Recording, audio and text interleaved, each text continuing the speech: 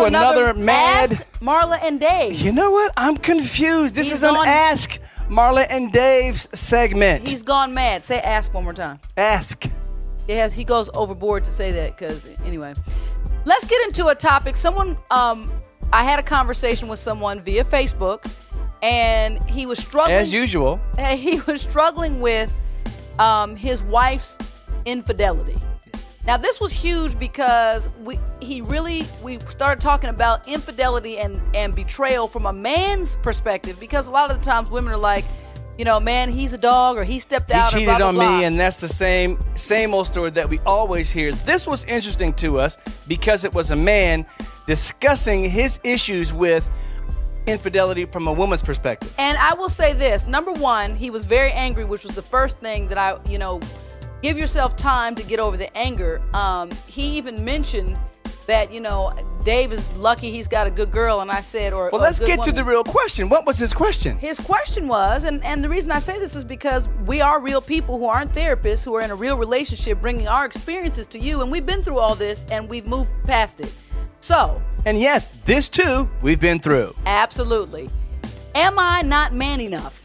That was his question. Is the end result of it all. You cheated on me. What does that mean in the long run? That you're not man enough. So now, we have to address that. Let's bring up some background. Was she this type of person before they got together? It seems like, from what I could gather, she was this type of person, and he used some pretty strong descriptive words in describing her. Not necessarily bore, but. And my point was, Marla's editing herself. He got a little salty initially with me because I asked him. I was suggesting that it may not be a character flaw, but a weakness in who she was, that a fracture that has been existing for a very long time. And if you're willing to deal with that in the beginning and you go in with your eyes wide open, when do they fall shut? Or is it your weakness in character, if you want to call it a character weakness, that you choose the way that you choose? But none of it, cheating, hold on, I did let him know, and I stopped him cold in his tracks. When someone cheats on you, it is not ever the other person's fault. I don't care unless it's rape. Period. End of story.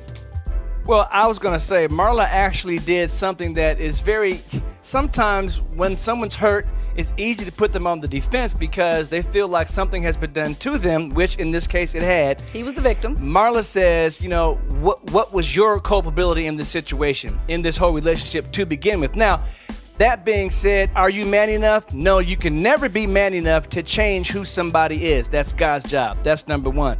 Number two, on a more broad, general perspective, it's sometimes the fortitude that is necessary. It takes more fortitude to actually forgive somebody than to just do what the easy thing is and give into our anger and walk away. Now, that's what happened in our case. But if someone is just going to continue doing something, is going to continue down the path of infidelity, that's something that you'll never be man enough to actually change that in that person. But I will say this, if somebody is constantly stepping out, something is missing. Something is not being done, but it's not in you. That's right. In that person. It's something that would be missing in me. It is me with the issue. And so, are you man enough? Like Dave said, actually, no, you're not. You're not man enough to change my decisions, my nature, and my direction if I choose to be someone who exhibits a shallow character when it comes to my commitment to my marriage. But you can be man enough to face the situation head on. Ask the appropriate questions. Is this a one-time mistake? Accept Are the you truth. in love? Is this something that you plan to continue? And then, going with your eyes open. If you decide to stay, be man enough to issue the forgiveness and then give a clean slate and try to continue as much as possible. And if you decide to move on, which is every bit in your right to do, and it doesn't make you any less of a man, please don't personalize it. I know that's going to take time.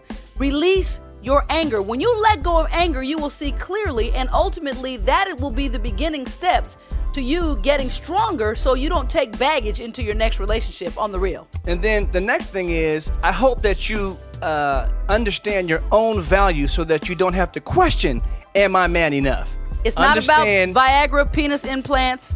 You're not too small, too large. You don't know how to do cunnilingus. It's none of those things. Understand and develop your own self-worth, and the question won't even have to come up. Or you could get a book on Kama Sutra That- and work on those things later, just for your own information, just to enhance your own prowess in the Marla future. is always going to be going down the wrong path.